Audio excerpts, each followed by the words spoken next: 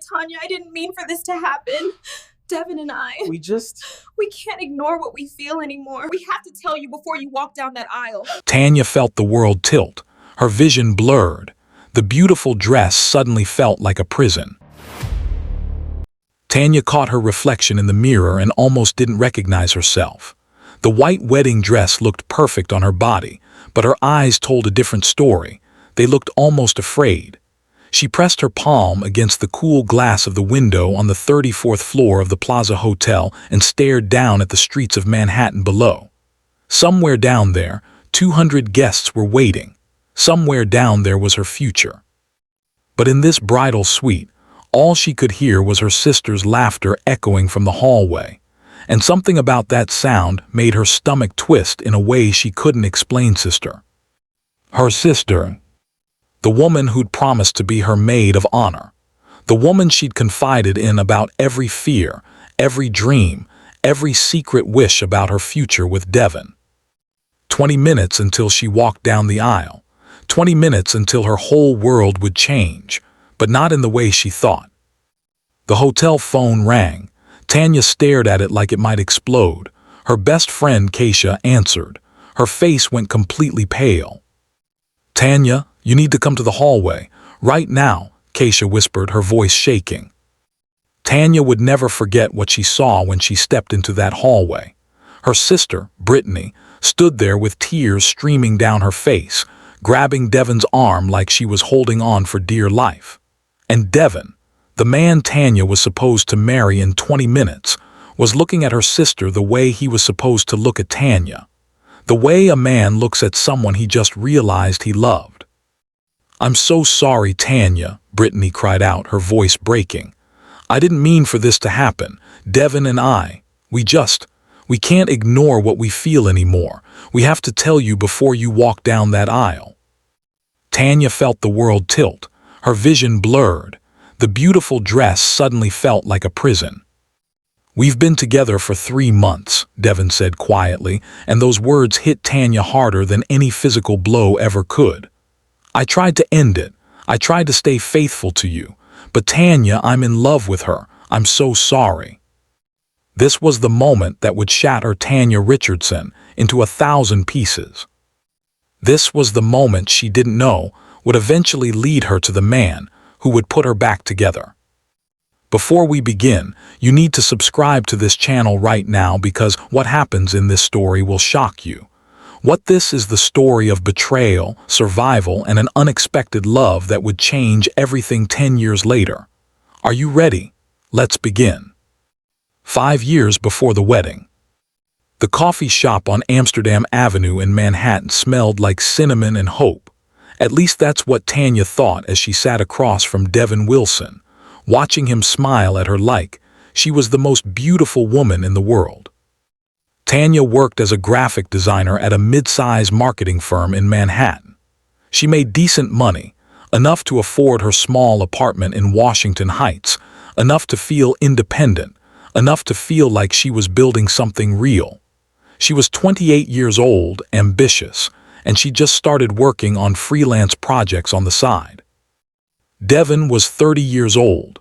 He worked in finance at a company called Vertex Capital Partners. He made excellent money, the kind of money that allowed him to live in a luxury apartment in Chelsea, drive a nice car, and take women to expensive restaurants without checking the price tag. But here's the thing about Devin. He came from money, old money. His family had been wealthy for generations. His father had died when he was young, leaving behind a substantial trust fund. His mother was a socialite. His older brother, Alexander, was even wealthier, a self-made billionaire who'd started his own tech company and sold it for an ungodly amount of money. Devin had always lived in his brother's shadow. Alexander was the genius. Alexander was the success story. Alexander was the one who'd actually built something from scratch and become a billionaire before he turned 35. Devin, on the other hand, was just rich. He had the money, but he didn't have the accomplishment. He didn't have the respect. He didn't have the legacy. What he did have was charm, and he used it on Tanya from the moment they met at a friend's barbecue in Prospect Park. "You're staring at the water like it owes you money," he said, appearing beside her with 2 drinks in his hands. Tanya turned, surprised, and found herself looking at one of the most handsome men she'd ever seen. Dark skin, perfect teeth, expensive cologne, and eyes that made her feel like she was the only woman in the world. "I'm just thinking," she said, accepting the drink. "The city's so beautiful, but most people rush through it without noticing." "Then they're stupid," Devin said simply. "I'm Devin, by the way." "Tanya." They talked for the next 3 hours, about growing up in New York, about their families, about dreams and disappointments. Devin told her about his father and how he died when Devin was only 14. He told her about his mother and how she'd basically disappeared into the social scene to cope with the grief. He told her about his brother Alexander and how much he admired him, even though they weren't that close. "He's in San Francisco mostly," Devin explained, "building his empire. We talk on the phone sometimes, but I don't know. There's a distance there.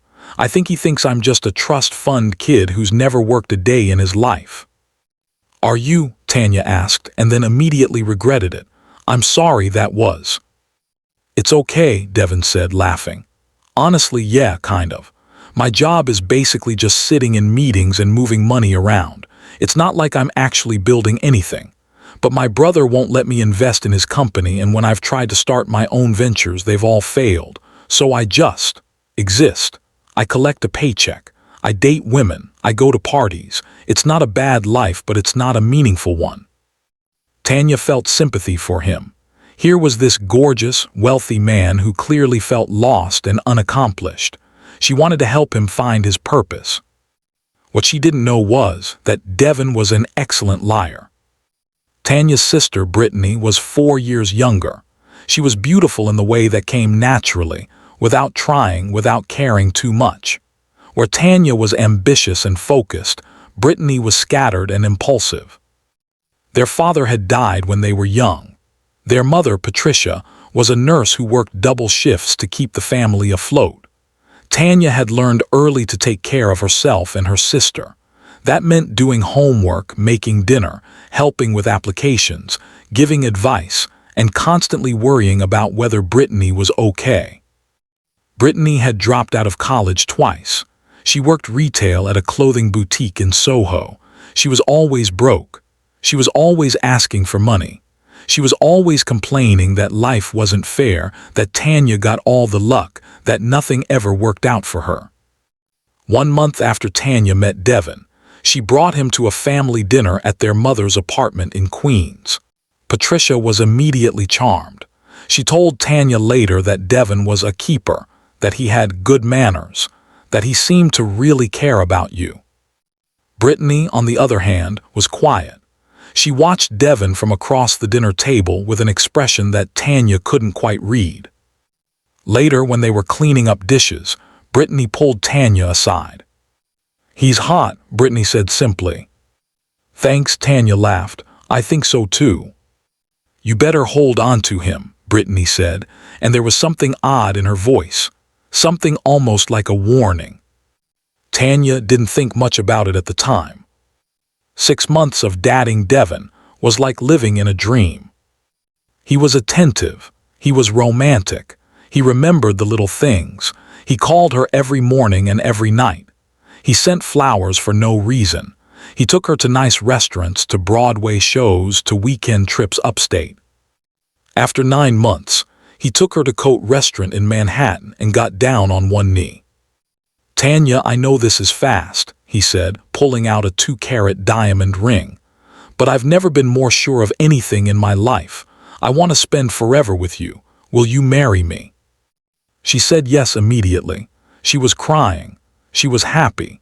She felt like her life was finally becoming the fairy tale she'd always wanted. The wedding planning began. Tanya wanted something elegant but not pretentious. She chose the Plaza Hotel. She chose June for the date. She hired a photographer, a caterer, a florist. She registered at Bloomingdale's. She bought a dress that made her feel beautiful. And she asked Brittany to be her maid of honor. "Really?" Brittany asked, tears in her eyes. You want me to be your maid of honor." "Of course," Tanya said. "You're my sister, and I need your support with all of this planning." Brittany hugged her, and Tanya felt her sister's body shake with emotion. What Tanya didn't know was that Brittany was already in love with Devin. The affair, though calling it that was generous, began innocently enough. Tanya was busy with work. She'd gotten a huge freelance project that required her to work 60-hour weeks. She was designing an entire branding campaign for a Fortune 500 company, and it was the biggest opportunity of her career. Devin, being supportive, started spending time with Brittany to help with wedding planning details. "I'll take her to look at centerpieces," he told Tanya one evening. "You focus on your work. I want you to not stress about this wedding. Let me and Brittany handle some of the details." It seemed sweet. It seemed supportive. It seemed like the kind of thing a caring fiancé would do. What it actually was, an opportunity. Devin had always felt inadequate compared to his brother. Always felt like he wasn't good enough, wasn't smart enough, wasn't successful enough. He had money, but money was easy for him. It didn't mean anything. What Devin wanted was to feel powerful, and the way he found power was through taking things that were important to other people. Tanya was happy. Tanya had a successful career. Tanya had a purpose. So the way Devin found power was by taking the one thing that was supposed to be hers, her wedding, her future, her happiness. And Brittany, who'd spent her whole life feeling less than, who'd always felt like Tanya had gotten the lucky breaks, was susceptible to being taken. They didn't sleep together at first. They just spent time together. They went to look at flowers. They went to taste cakes. They talked. And slowly, Devin began to make Brittany feel special in a way that no one had ever made her feel special before. He told her she was beautiful. He told her she was important. He told her that being with her made him feel alive in a way he'd never felt before.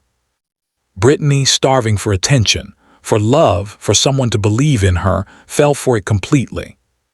3 months before the wedding, they slept together for the first time. Devin didn't sleep that night. He lay in his apartment in Chelsea, staring at the ceiling, thinking about what he was about to do. He was going to destroy his engagement. He was going to humiliate his fiancée in front of 200 people. He was going to betray his soon-to-be sister-in-law. And he was going to feel alive doing it. That's what Devin didn't understand about himself. He wasn't in love with Brittany. He was in love with the chaos. He was in love with the betrayal. He was in love with the feeling of taking something that wasn't his and proving that he could have it. Alexander called him that night, around 2 a.m. "What are you doing awake?" Alexander asked. He was in San Francisco, but he'd driven over to be at the wedding. He was staying at the Plaza Hotel. "Can't sleep," Devin said. "Cold feet?" Alexander asked, and there was something in his voice that suggested he already knew something was wrong. "Something like that," Devin said. "Devin, listen to me," Alexander said, and his voice was serious in a way that Devin had rarely heard. "Whatever you're thinking about doing tomorrow, don't do it. This woman, Tanya, she's a good person. She doesn't deserve whatever you're about to pull." Devin's heart stopped. "How do you?" "I've known you your whole life," Alexander said. "I know exactly what you're like. I know what you're capable of. And I'm begging you as your brother, don't do this." "I have to," Devin said quietly. "No, you don't. You have a choice. You always have a choice." But Devin hung up the phone. Because the truth was, he didn't feel like he had a choice.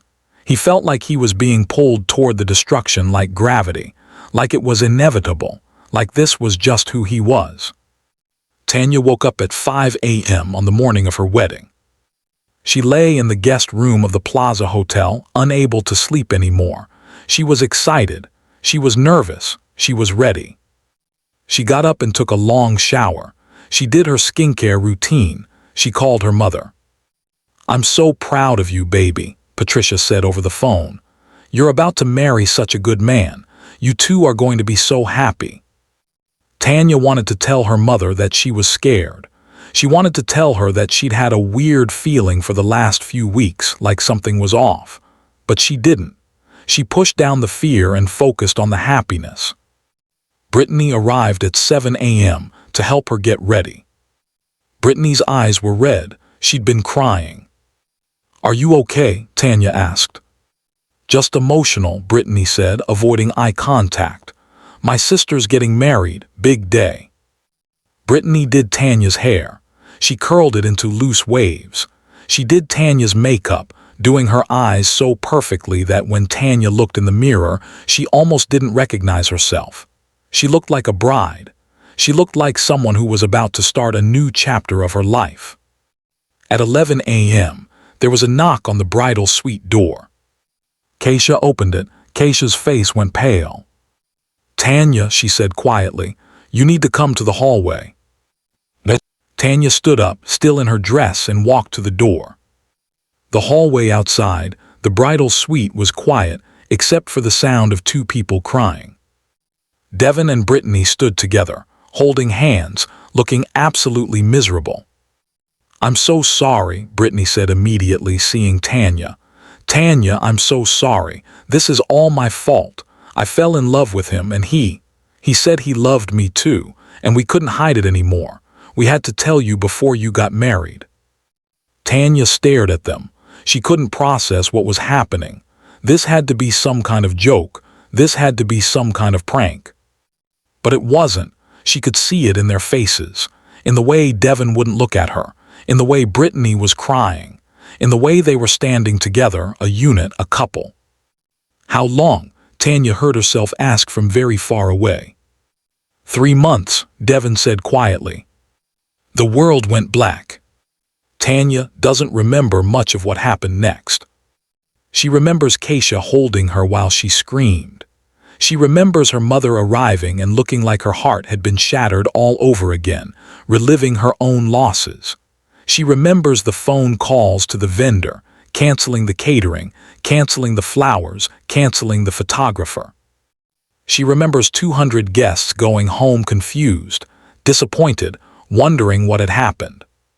She remembers the walk of shame out of the Plaza Hotel later that night, still in her wedding dress because she couldn't figure out how to take it off, couldn't figure out how to move, couldn't figure out how to exist in a world where her sister and her fiancé had betrayed her in the most devastating way possible.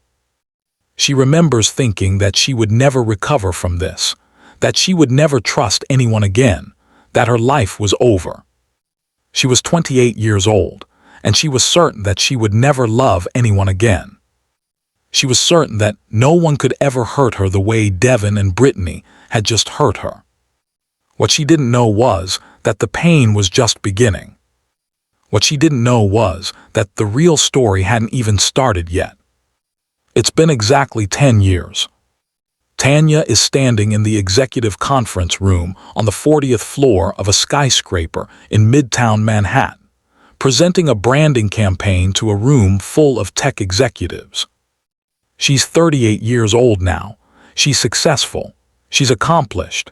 She's built a design firm that's known throughout New York City as one of the best in the business. She doesn't think about Devin anymore. She barely remembers his face. But Brittany is a different story.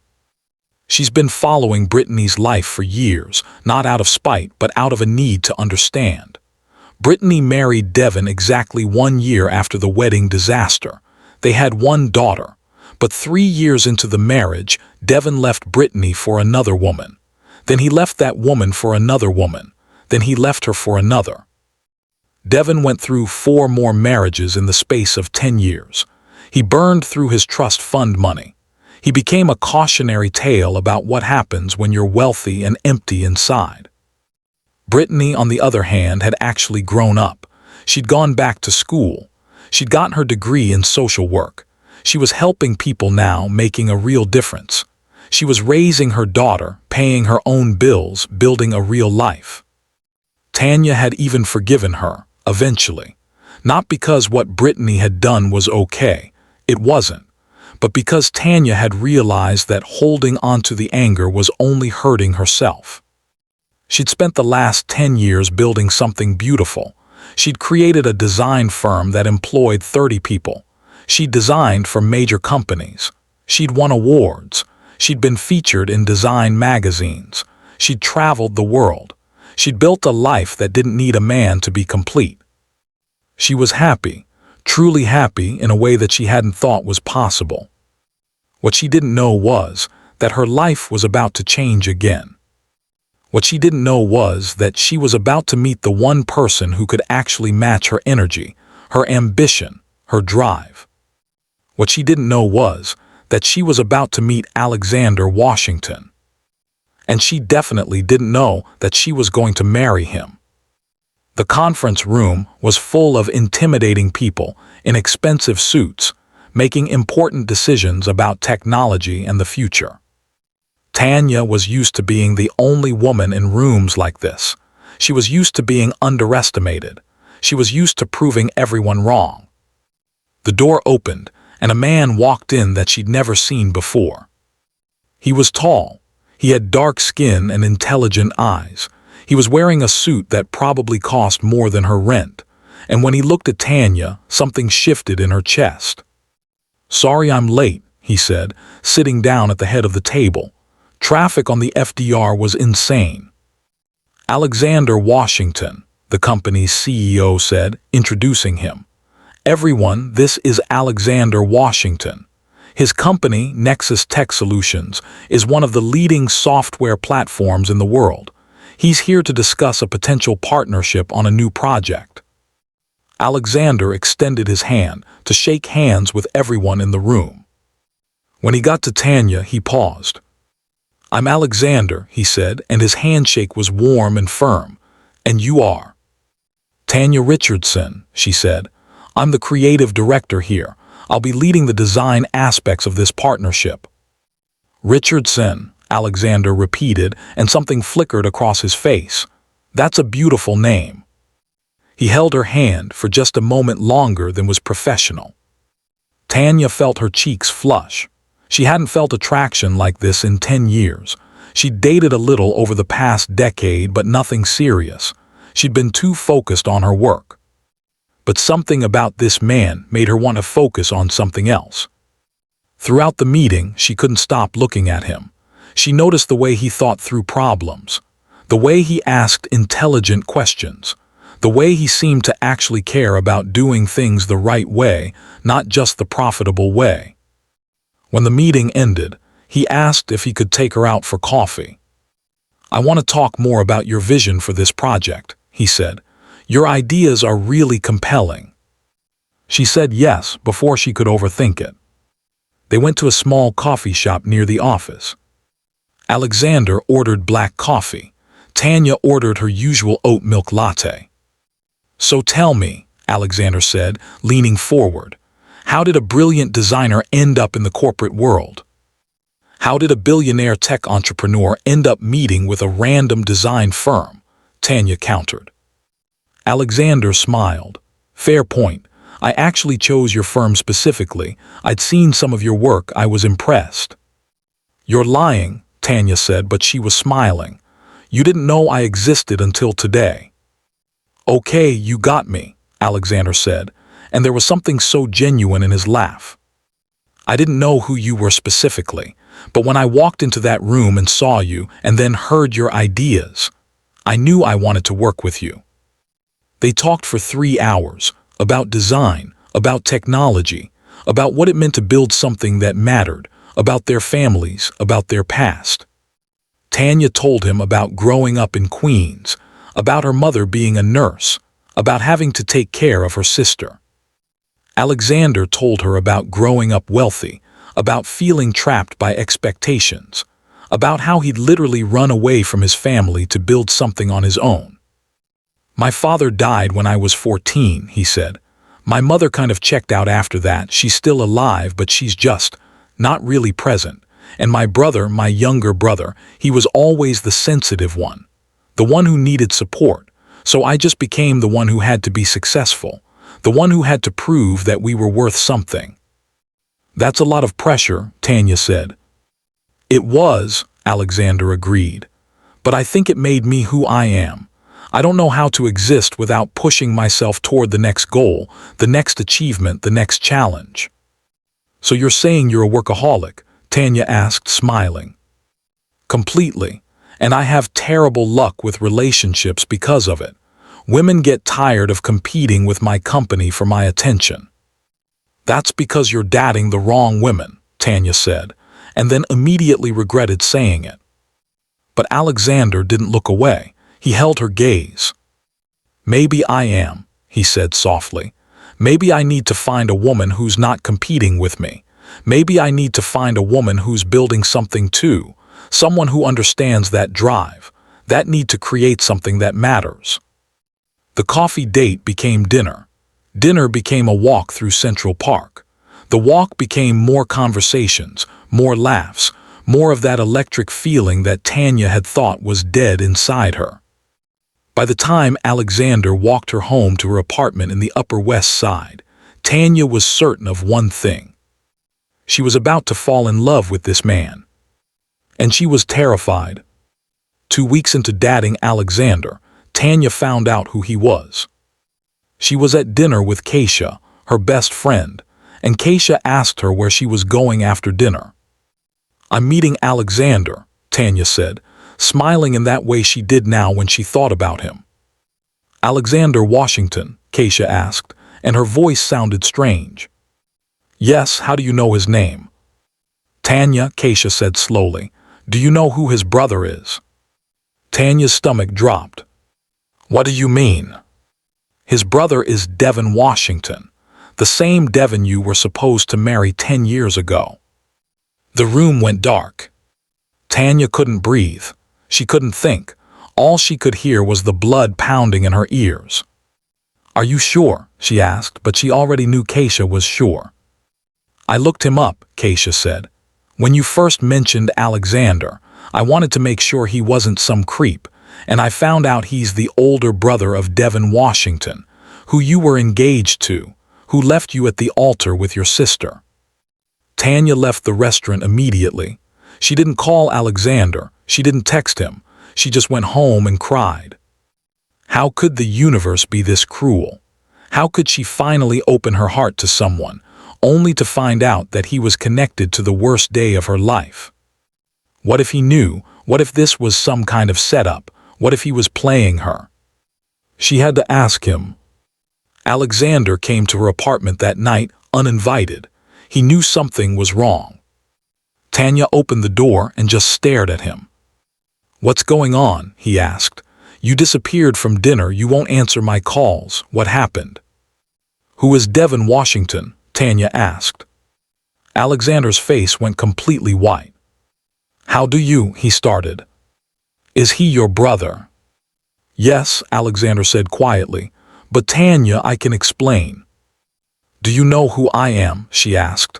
Do you know what he did to me? I know exactly who you are, Alexander said, and his voice was shaking. I've known since the moment you told me your name, and I've been losing sleep trying to figure out how to tell you this without destroying what we have. You knew, Tanya felt the anger rise in her chest. You knew the whole time and you didn't tell me. I knew that Devin had been engaged to someone named Tanya Richardson 10 years ago. I knew that something happened at the wedding. I didn't know all the details until I started researching because I knew you looked familiar, and then when I found out who you were, Tanya, I should have told you immediately. I know that, but I was scared. Scared of what? Tanya demanded. Scared that you would hate me because of what my brother did. Scared that you would think I was somehow connected to his betrayal. Scared that I would lose you before I even had you. You should have told me the truth, Tanya said, her voice breaking. You should have been honest from the beginning. I know, Alexander said, and I'm sorry, but you have to believe me when I tell you that my feelings for you have nothing to do with Devin. My feelings for you are real. This is real. Tanya wanted to believe him, but after everything she'd been through, how could she? Tanya stood in her living room, arms crossed, waiting for Alexander to explain himself. "Sit down," she said finally. Alexander sat on her couch. He looked exhausted, like he hadn't slept in days. "I need to tell you something," he said. "About me, about Devin, about everything." "I'm listening," Tanya said, standing because she needed to feel like she had power in this conversation. "Devin and I have never been close," Alexander began. "Our father died when I was 18 and Devin was only 14. After that, everything fell apart. Our mother checked out emotionally. Our father's business had problems, and I had to step up. I had to become the adult in a house with a grieving mother and a traumatized younger brother."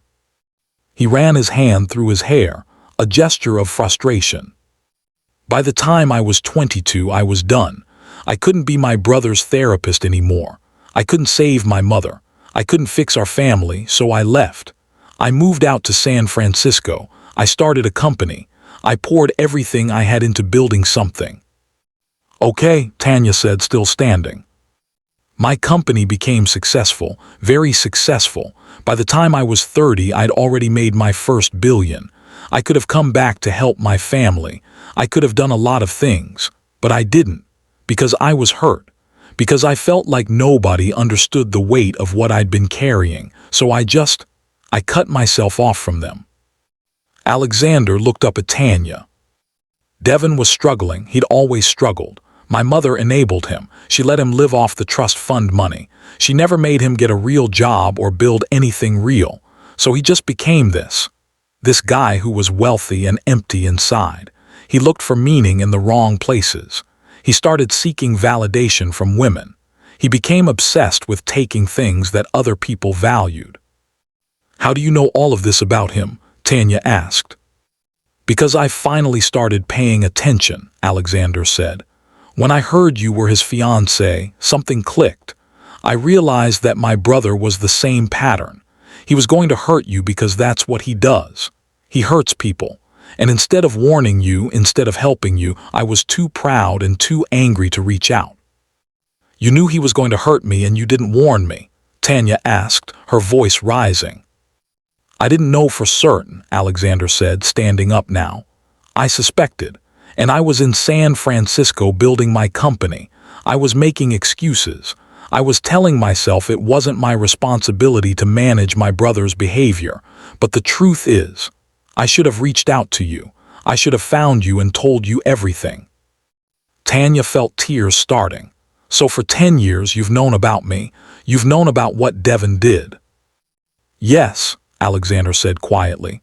"I've known that my brother destroyed someone's wedding. I've known that he betrayed you with your own sister.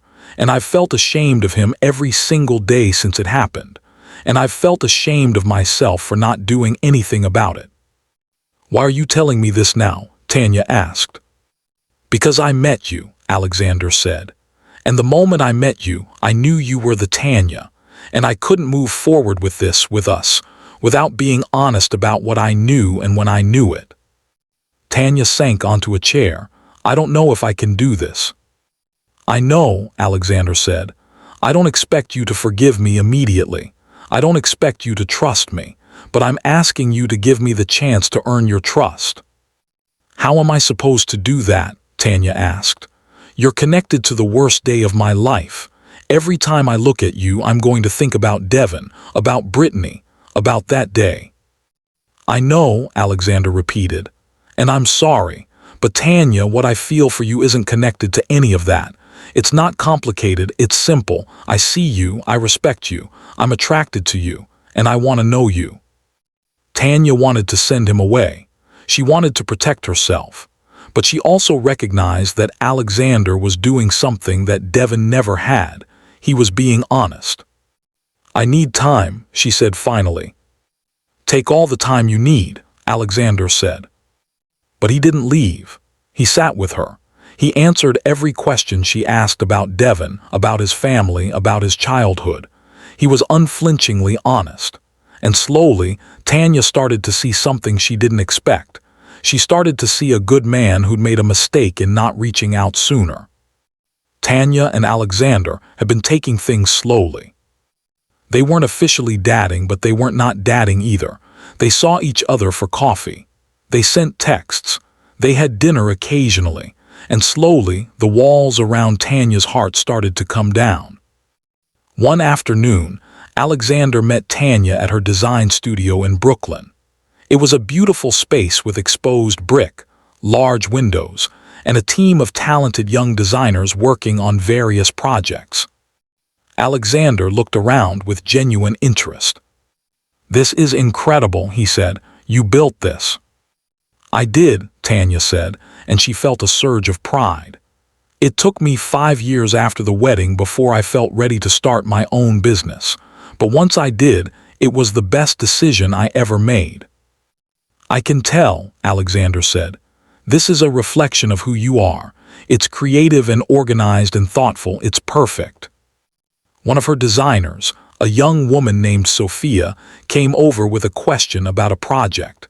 Tanya introduced her to Alexander. "Oh my God," Sophia said, her eyes wide. "You're Alexander Washington from Nexus Tech." "Guilty," Alexander said, smiling. "I wanted to work at your company," Sophia said, "but it's incredibly hard to get hired there. You're one of the smartest tech people in the world." After Sophia walked away, Tanya shook her head. "You're famous," she said. "I forgot that sometimes." "I'm not interested in famous," Alexander said. "I'm interested in you." 6 months after they met, Alexander took Tanya to his penthouse apartment for the first time. It was on the top floor of a building in Tribeca. Floor-to-ceiling windows overlooked the entire Manhattan skyline. The apartment was minimalist and elegant, all clean lines and expensive art. "This is where you live?" Tanya asked. "When I'm in New York," Alexander said. "I also have places in San Francisco and London, but New York is where I want to be now." "Why?" Tanya asked. "Because you're here," he said simply. They made love that night. It was tender and passionate and completely real. Afterward, they lay in bed together, and Tanya felt something settle inside her that had been restless for 10 years. "I love you," she heard herself say. Alexander pulled her closer. "I love you too. I have since the moment I saw you in that conference room." 2 weeks after their first night together, Tanya got a phone call. It was Brittany. "Hi," Brittany said nervously. "I know you probably don't want to talk to me, but I needed to tell you something. Devin found out that you're dating Alexander." Tanya's heart started racing. "How did he find out?" "He has Google alerts on your name," Brittany said quietly. "He saw something about you at a charity event with Alexander, and now he's very upset." "What do you mean upset?" Tanya asked. "He's saying that Alexander is trying to manipulate you. He's saying that Alexander set the whole thing up. He's saying that Alexander is using you to hurt him." "That's insane," Tanya said. "I know," Brittany said, "but Devin is. He's not well, Tanya. I realized that too late, but he's not well. He's been through 4 marriages now. He's been arrested twice for fraud. His life is falling apart, and I think he's starting to blame everyone around him for his problems." After they hung up, Tanya told Alexander what Brittany had said. Alexander's response was calm and measured. "I expected that," he said. "Devin's entire identity is based on being a victim of circumstances. When he sees me happy with you, he can't stand it. He has to try to poison it. That's what he does." "Do you think he'll try to do something?" Tanya asked. "I think he'll try," Alexander said. "But it won't work, because our relationship isn't based on deception or obsession or taking things that don't belong to us. It's based on trust and honesty and actually caring about each other." 1 year after they met at the conference, Alexander took Tanya to the roof of his building. It was a clear night. The lights of Manhattan spread out below them like a constellation. "I want to spend the rest of my life with you," Alexander said, getting down on one knee. "I want to build something with you that's bigger than any company I could ever create. I want to build a life. I want you to be my wife." He pulled out a ring. It was a 5-carat diamond, but it wasn't ostentatious. It was elegant and timeless. Will you marry me? Tanya said yes. They decided on an intimate wedding. 50 people, a garden in the Hamptons, something real and meaningful, the opposite of what the first wedding was supposed to be. Brittany called Tanya to ask if she could come.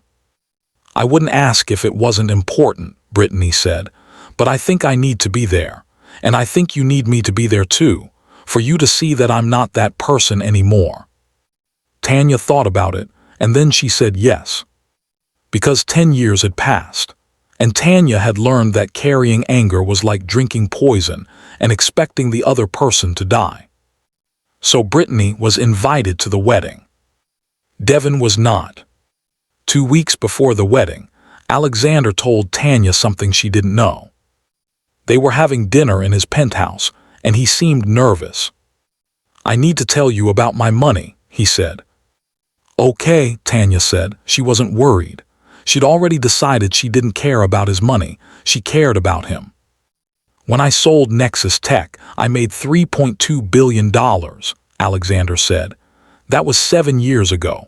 Since then, I've made more money through investments and other ventures. Okay, Tanya said, not sure where this was going. I've also given away about $1 billion, he continued, to various causes, to nonprofits, to foundations, to people who needed help. That's amazing, Tanya said. I did it partly because it felt like the right thing to do, Alexander said. But I also did it partly because I felt like I needed to be punished, because I felt like I didn't deserve all that money when I hadn't earned it the way I thought I had.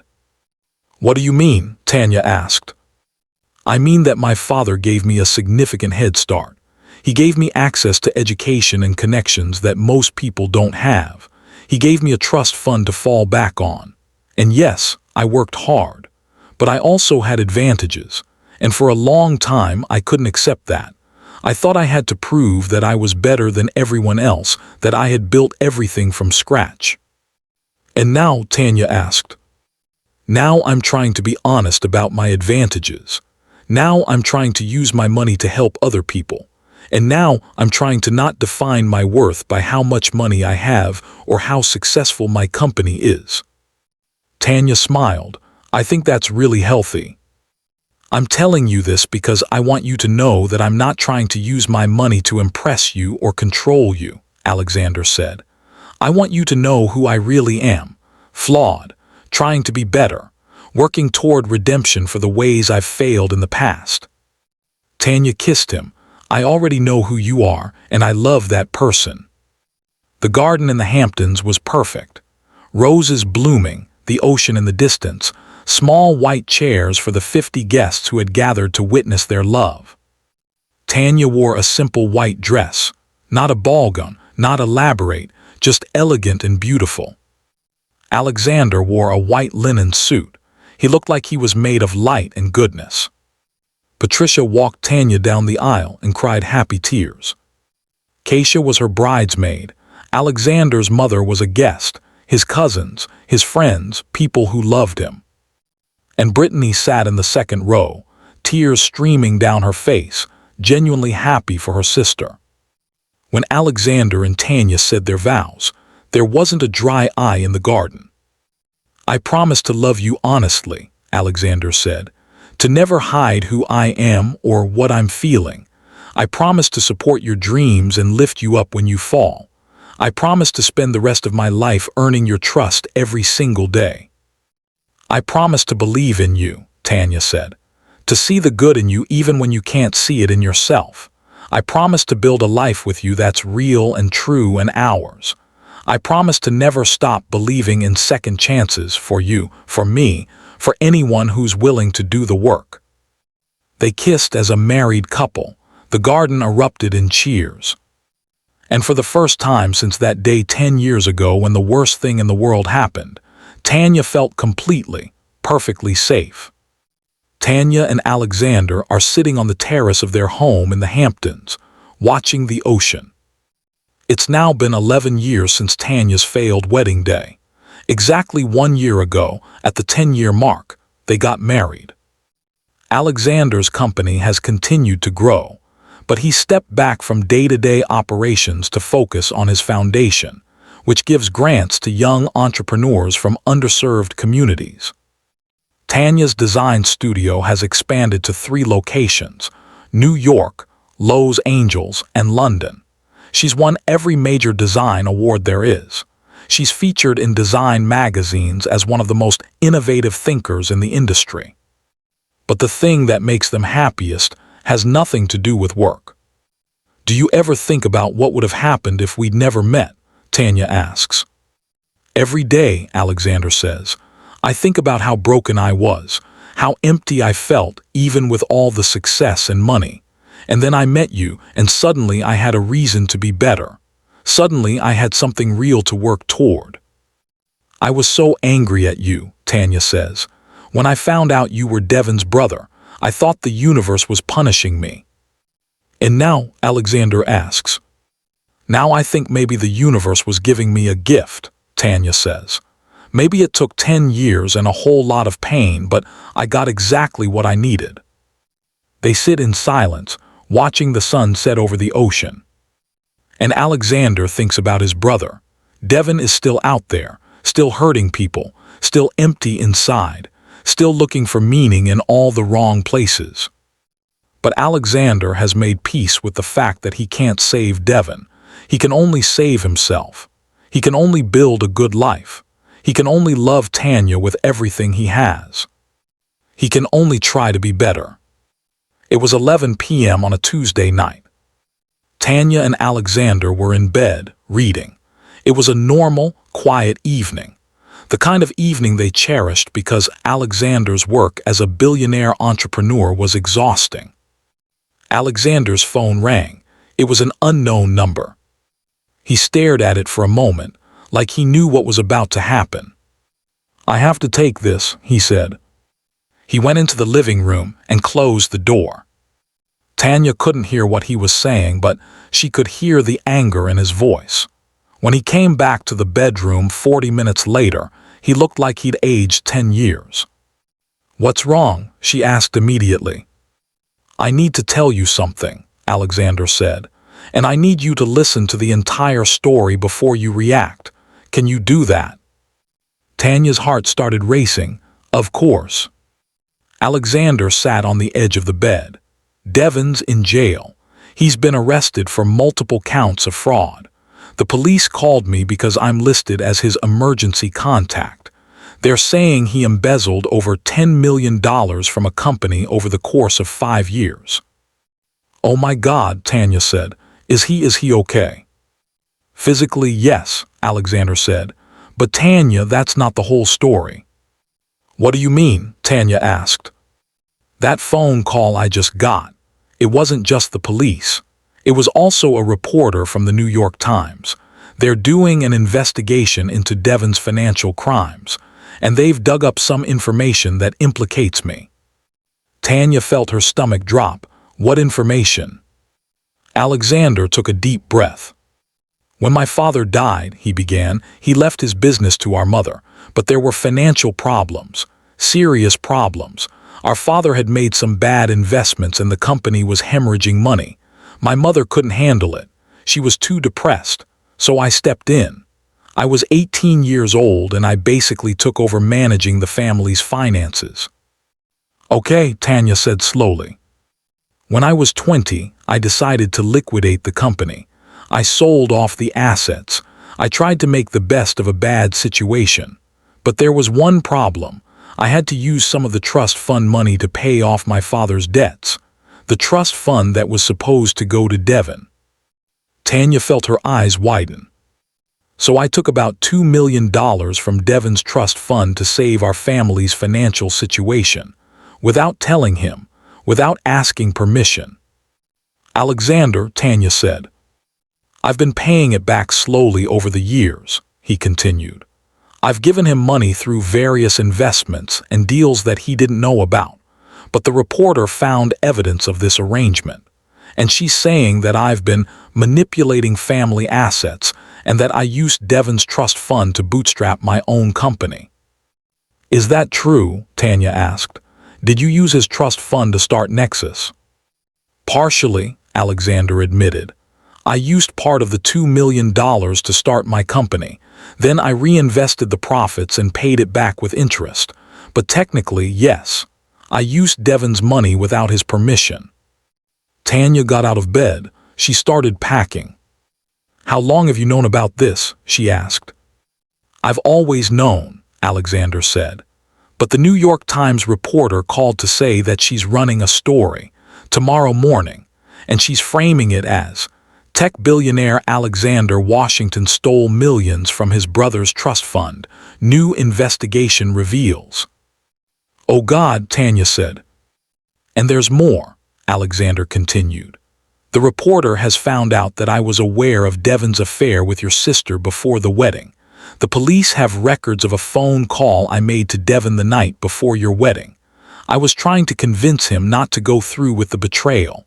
I was trying to warn him, but I was doing it as a brother trying to save him from himself, not as someone trying to save you. Tanya stopped packing. She looked at Alexander. You knew? She asked, her voice very small. I suspected, Alexander said.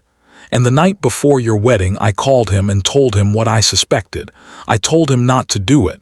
I told him you didn't deserve that, but I didn't call you. I didn't reach out to you. I didn't do the thing that would have actually saved you from the pain. Why not? Tanya asked. Because I didn't think it was my place, Alexander said. Because I was avoiding my family. Because I was a coward. Because I was more focused on my own life than on helping someone I didn't even know yet. Tanya sat back on the bed. She felt like she couldn't breathe. So the New York Times is going to print a story saying that you stole millions from your brother, and that same brother destroyed my wedding, and nobody's going to care about the context or the reasons why. They're just going to see, billionaire steals from family. Yes, Alexander said quietly. And everyone's going to hate you. Probably, Alexander said. And everyone's going to think that I married you for your money. That's going to happen too, Alexander said. Tanya stood up and walked to the window. She looked out at the Manhattan skyline. All those people down there, living their lives, not knowing that her world was about to explode again.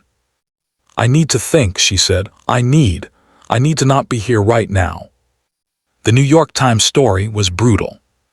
Tech billionaire accused of stealing millions from brother's trust fund was the headline. The article detailed everything, how Alexander had taken money from Devin's trust fund without permission, how he'd used it to start his company, how he'd later tried to repay it through various complicated financial arrangements, how he'd known about Devin's infidelity before Tanya's wedding but hadn't warned her. Within hours, the story was everywhere. CNBC reported on it. Bloomberg reported on it. Twitter exploded with people criticizing Alexander. And then came the worst part. People started digging into Tanya and Alexander's relationship. Did billionaire tech CEO manipulate woman into marriage? One headline asked. Woman whose wedding was destroyed by Alexander Washington's brother marries Alexander years later. Coincidence or calculated revenge? Asked another.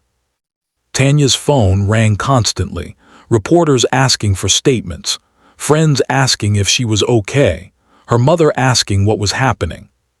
For the first time in her married life, Tanya felt like she couldn't trust anything about their relationship. What if Alexander had pursued her specifically because she was Devin's ex-fiancée? What if this was all some kind of elaborate plan? She stayed at a hotel for 3 days while she thought about what to do. Alexander came to the hotel on the 4th day. Tanya almost didn't let him in. But she did.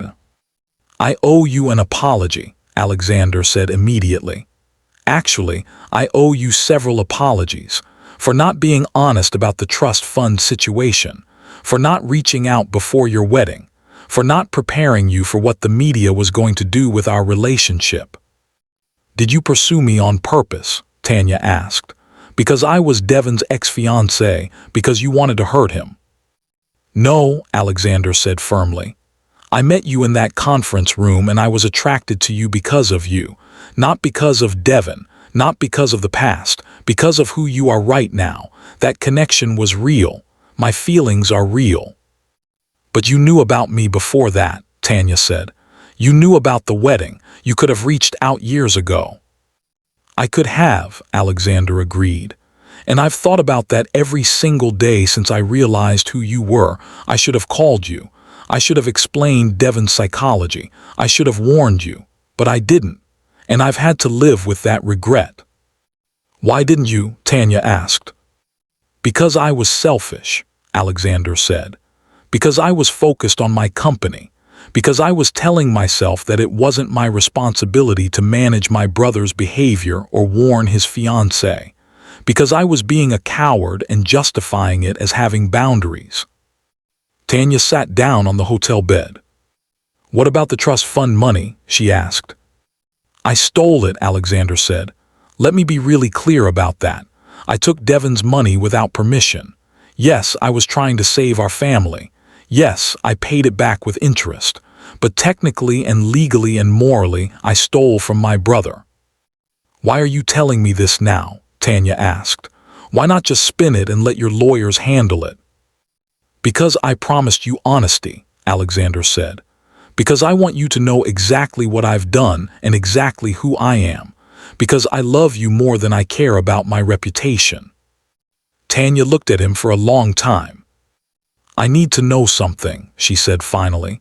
If I asked you to walk away, if I asked you to end the marriage and disappear from my life, would you do it?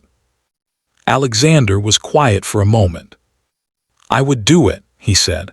Not because it's what I want, but because I love you more than I want to keep you. And if being with me is hurting you, then the right thing to do is to let you go. Something shifted in Tanya in that moment.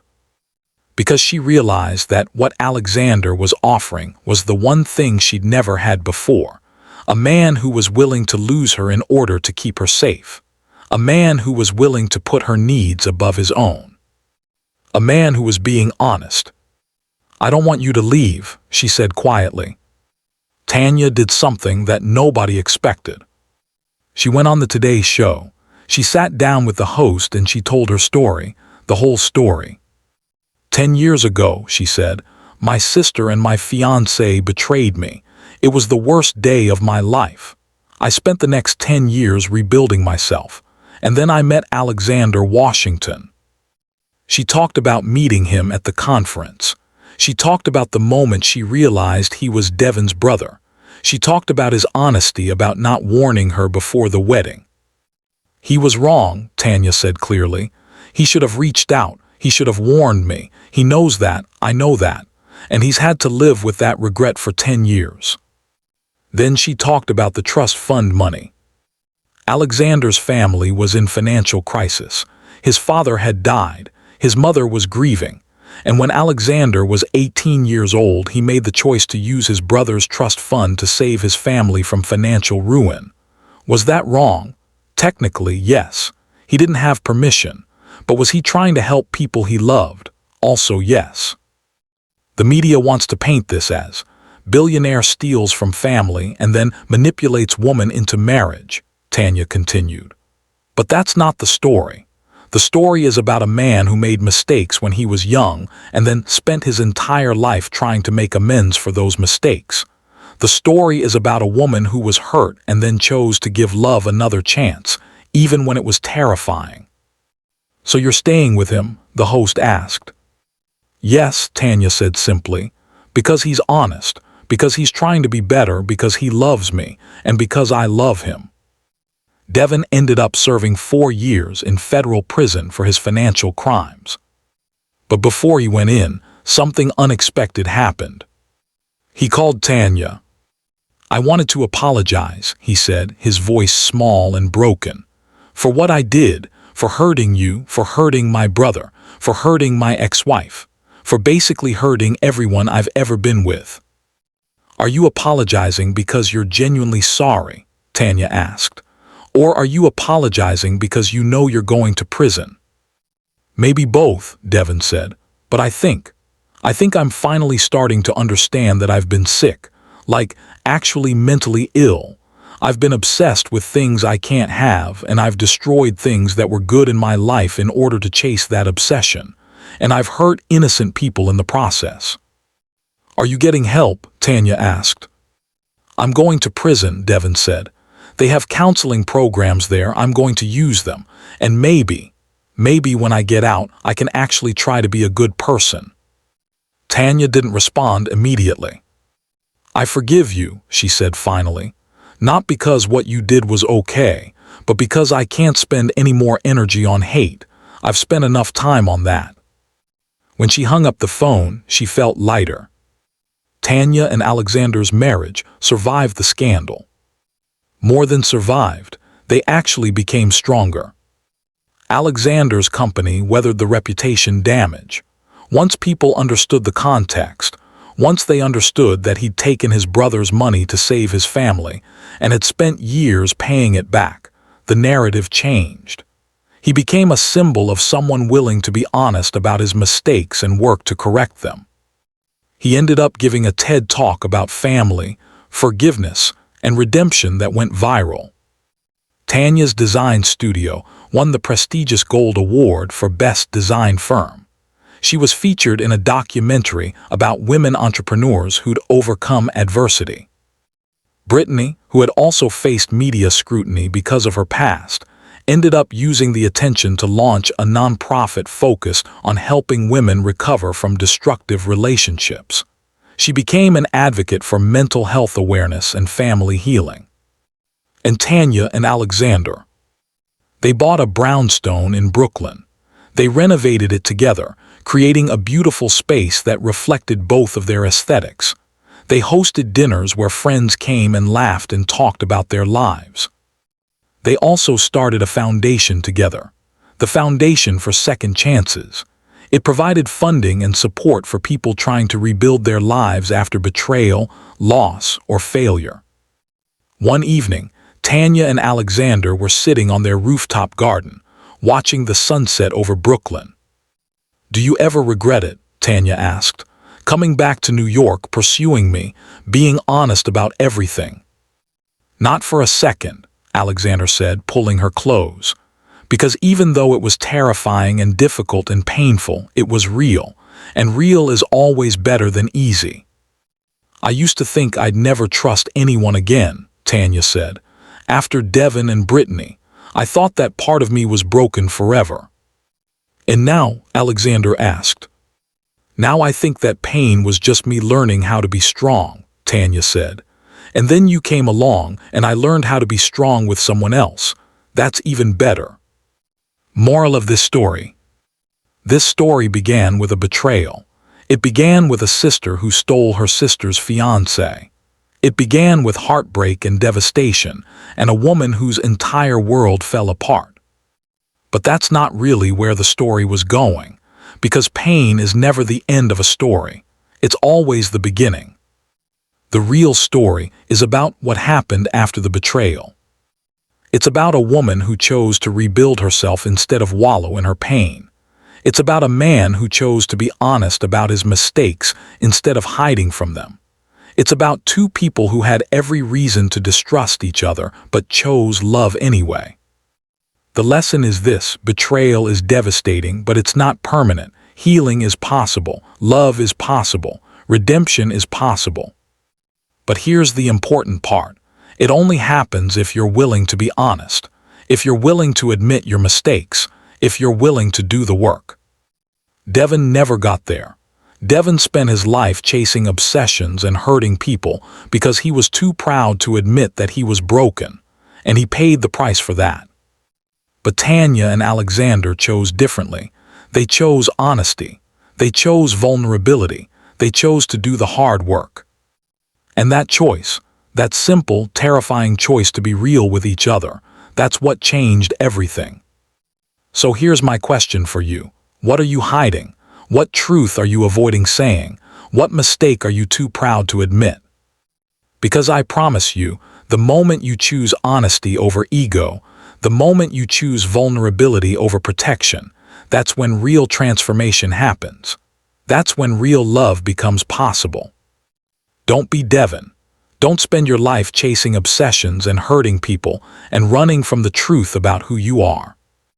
Be Tanya, be Alexander. Be someone willing to look at the worst moments of your life and say, "This happened, but it doesn't define me. I'm going to be better." That's the real story. That's the real lesson. Thank you so much for watching. If this story resonated with you, if it made you feel something, please share it. Share it with someone who needs to hear about forgiveness. Share it with someone who needs to know that it's possible to rebuild after betrayal. Share it with someone who needs to understand that honesty is always better than lies. And if you're struggling with trust after being hurt, if you're trying to figure out if you can love again, know this: you can. It's just going to require you to be brave. It's going to require you to be honest. It's going to require you to believe that you deserve something real. You do. Now go build that life. Subscribe to this channel for more stories about real people overcoming real challenges. Hit the bell so you don't miss new videos. And comment below, what's the lie you're telling yourself that you need to stop telling? Until next time, be brave, be real,